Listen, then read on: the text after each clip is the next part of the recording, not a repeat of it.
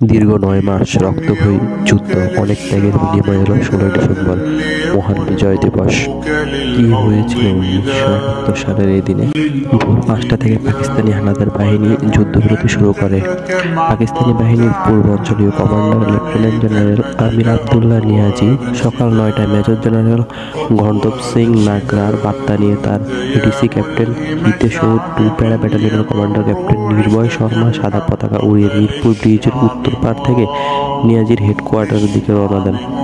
প্রিয় আবদুল্লাহ, আমরা এখন এখানে আছি। আমরা আপনাকে ঘিরে রেখেছি। আপনার খেলা শেষ। আত্মসমর্পণ অথবা ধ্বংস, যে কোনো একটি বেছে নিন।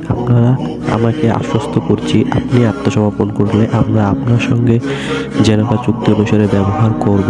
আমি আপনাকে ব্যক্তিগতভাবে আশ্বস্ত করছি, আপনার জীবনের ভয় নেই। ইতি মেজর জেনারেল জি.সি. নাগরা।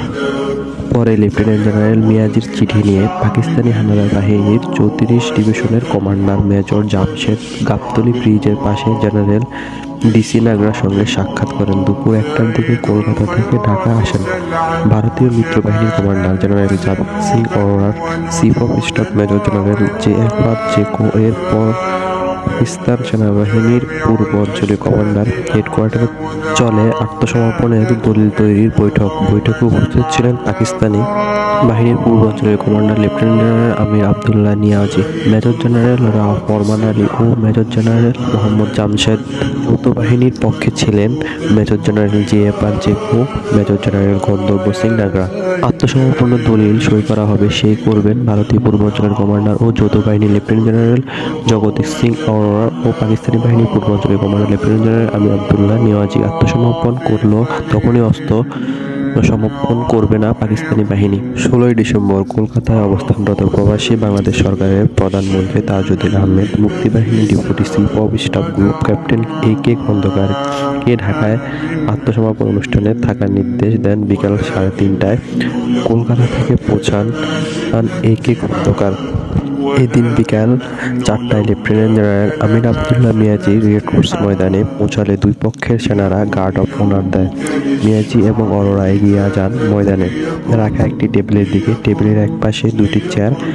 অরোরা বসেন ডান দিকে আর মিয়াজি বসেন বাম দিকে। অরোরা স্বাক্ষর করার জন্য দলিল এগিয়ে দেন মিয়াজিকে। মিয়াজির কাছে কলম ছিল না। ভারতীয় এক কর্মকর্তা তার কলম এগিয়ে দিলে পরাজয় দলিলে স্বাক্ষর করেন। মিয়াজি পৃথিবীর ইতিহাসে এই প্রথম একটি নিয়মিত সেনাবাহিনী জনসাধারণের সামনে আত্মসমর্পণ করে।